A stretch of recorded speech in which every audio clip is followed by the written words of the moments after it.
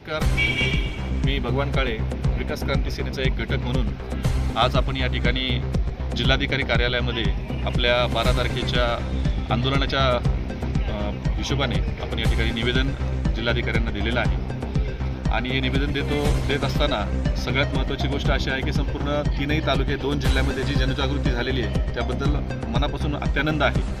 खरं तर 2021 साली विकास क्रांती सेनेने 4 वर्षापूर्वी साधारणपणे ह्या रेल्वेच्या विषयावरती आंदोलन केलं होतं, हा मुद्दा मांडला होता. परंतु तोपर्यंत जनजागृती पूर्ण नव्हती आणि त्यामुळे फारसा प्रतिसाद त्यावेळेस तो भेटला नाही. परंतु त्यानंतरच्या ज्या 4 वर्षामध्ये आपण केलेले पत्रव्यवहार असतील, वेळोवेळी प्रशासनाच्या भेटी असतील किंवा इतर सर्व प्रकारचे आपण जे अपडेट घेतले त्याचा परिणाम म्हणावा लागेल की आज संपूर्ण 2ही जिल्ह्यामध्ये आणि या 3-4ही तालुक्यामध्ये ही अतिशय सुंदर अशा प्रकारची जनजागृती झालेली आहे. सर्व आमदार असतील, खासदार असतील, सर्वांमध्ये या गोष्टीची जनजागृती झालेली आहे आणि सर्वजण एकत्र येऊन सर्व कृती समित्या स्थापन करून या लढ्यामध्ये सर्व सामील झाले. त्याबद्दल प्रथमतः मी मनस्वी आनंद व्यक्त करतो. परंतु हे सर्व होत असताना ह्या गोष्टीमध्ये आपण 12 तारखेला पुन्हा एक मोर्चा, एक रास्ता रोकोचं फार मोठं राष्ट्रीय महामार्गाचा रास्ता रोको आपण या ठिकाणी पुकारलेला आहे. तर त्याची नियोजन बैठक आपण 28 तारखेला बोटा या ठिकाणी ठेवलेली आहे आणि ह्या सर्व कृती समित्या असतील,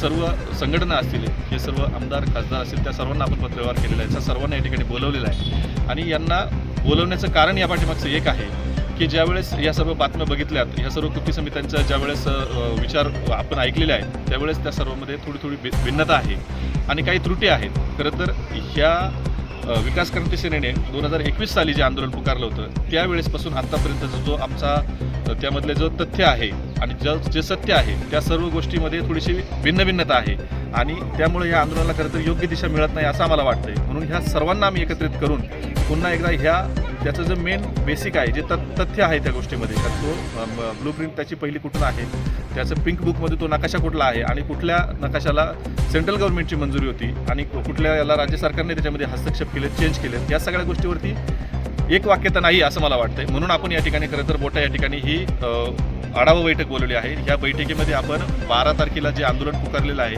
त्या आंदोलनाची दिशा ठरणार आहे आणि यापुढची जे काही दिशा असतील त्या सर्व आपण त्या ठिकाणी ठरवणार आहोत. म्हणून मी खरं तर आज या ठिकाणी सर्व ग्रामस्थांना, सर्व या रेल्वेच्या ज्या क्रांतीमध्ये उतरलेल्या सर्व संघटनांना, सर्व आमदार खासदार, सर्व ग्रामस्थांना मी या ठिकाणी विनंती करू इच्छितो की रविवार दिनांक 28 डिसेंबर रोजी आपण बोटा या ठिकाणी एक बैठक ठेवलेली आहे. त्या बैठकीला आपण सर्वांनी उपस्थित राहायचं आहे आणि त्यामध्ये आपण 12 तारखेला आपण जो रास्ता रोको करणार आहे आणि जे केंद्र शासनापर्यंत आपला संदेश, आपल्याला जो मुख्य संदेश पोहोचवायचा आहे, याचं जे बेसिक आहे, यामध्ये जे तथ्य आहे की ज्यामुळं आपले हा रेल्वे मार्ग 100% आपल्याला ज्या पिंक बुकमध्ये जो नोंद आहे, अकोले आणि संगमनेर या दोनांच्या जो महामार्ग आहे त्याला पॅरलल तो रेल्वे मार्ग होणार आहे. त्याला कुठल्याही प्रकारच्या अडचणी आणि अडथळे नाही आहेत. काही गोष्टी, तांत्रिक गोष्टी कोणाच्या तरी हस्तक्षेपामुळे त्या घडलेल्या आहेत, त्या दूर करण्यासाठी जर आपण सर्वजण योग्य पद्धतीने आणि योग्य मुद्दा घेऊन जर उभं राहिलं तर केंद्र शासन 100% आपला रेल्वे मार्ग हा या पुणे नाशिक हायवेच्या पॅरललच जाणार, ही आमची सर्वांची भावना आहे. कारण त्या प्रकारचे सर्व काही पेपर्स, त्या प्रकारचे सर्व काही पुरावे या ठिकाणी उपलब्ध आहेत. म्हणून आपण सर्वांना मनापासून पुनश्च एकदा मी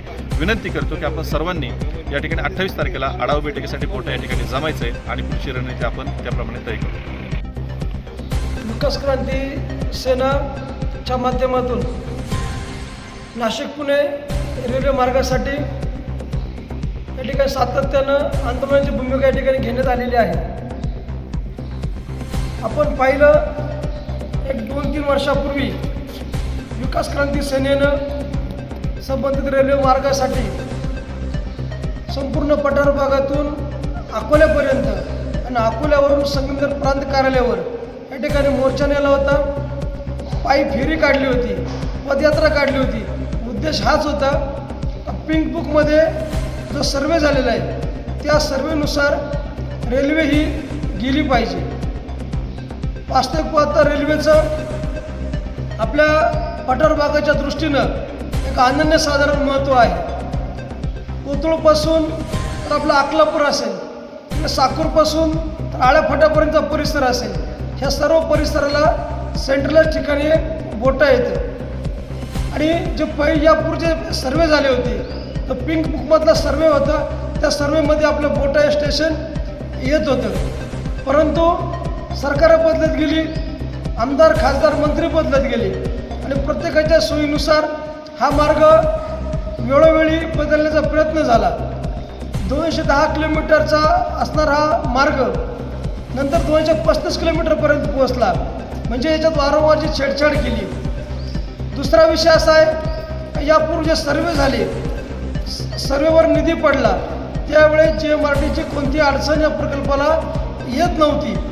परंतु जे नव्याने सर्वे झाले त्या सर्वेचा जो आपण भाग पाहिला, त्या सर्वेनुसार जर रेल्वे जात असेल तर GMRTची अडचणी आत्ताच्या काळामध्ये उभी राहिलेली आहे.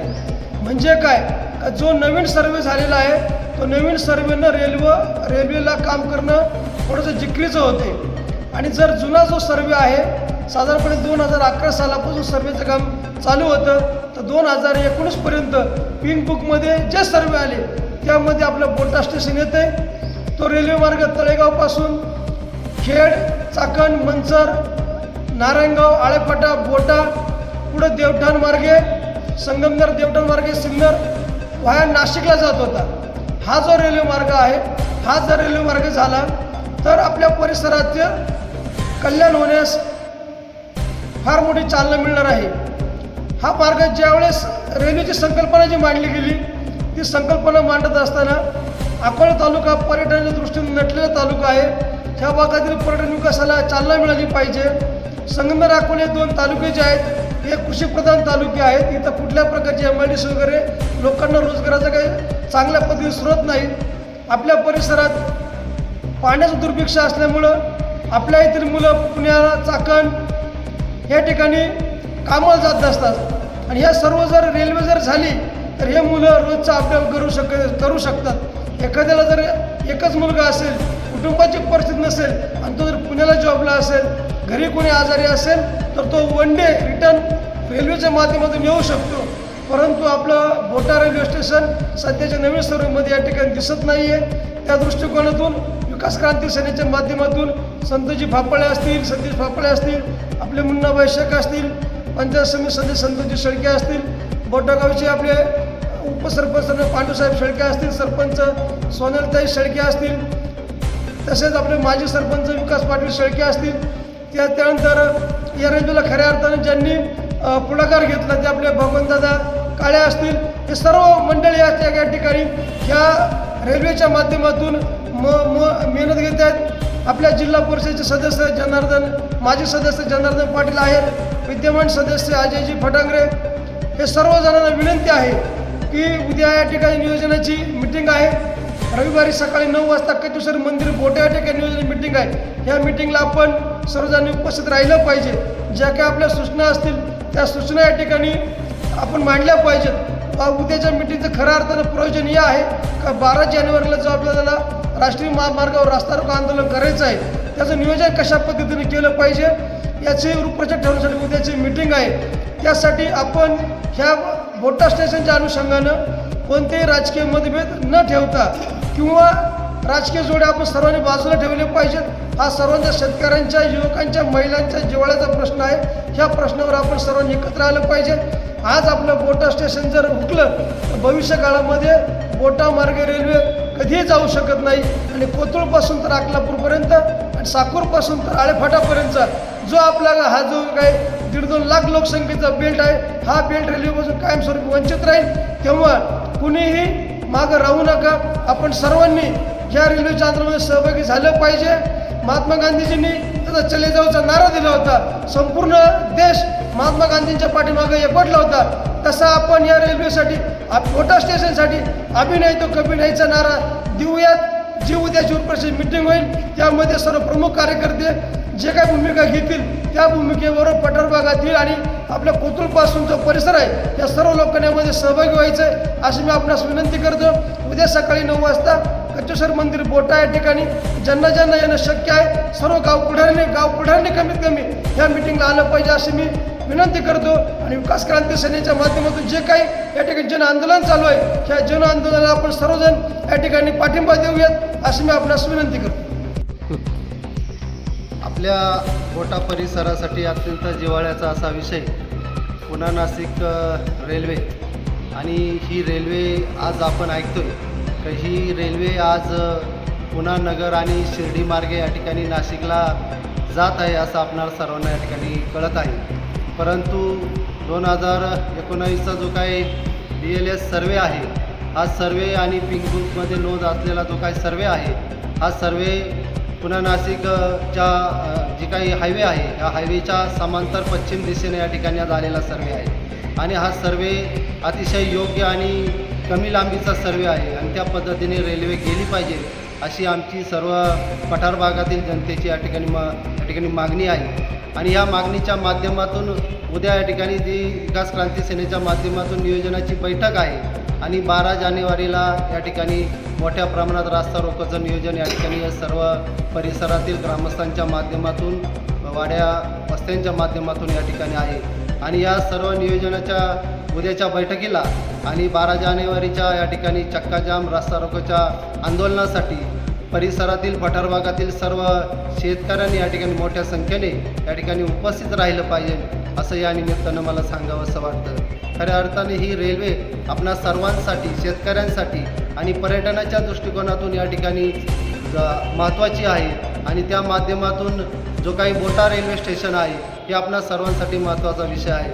म्हणून आपण सर्वजण अभी नाही तो कभी नाही या माध्यमातून जर एकत्र आलो तर नक्कीच या ठिकाणी भविष्यात आपली रेल्वे ही आपल्याला मिळाल्याशिवाय राहणार नाही. म्हणून सर्वांनी, तरुण मंडळींनी या रेल्वेसाठी खऱ्या अर्थानं आपण उद्या मिटिंगसाठी आणि 12 जानेवारीला रास्ता रोकोसाठी मोठ्या संख्येने उपस्थित राहिलं पाहिजे अशी कळकळीची विनंती करतो आणि थांबतो. निपक्ष, रोखठोक तसेच सामाजिक, आर्थिक, राजकीय, शैक्षणिक, धार्मिक ह्या रोखठोक बातम्यांचा आढावा घेण्यासाठी आपल्या MH ऑनलाईनला नक्की सबस्क्राईब करा. धन्यवाद.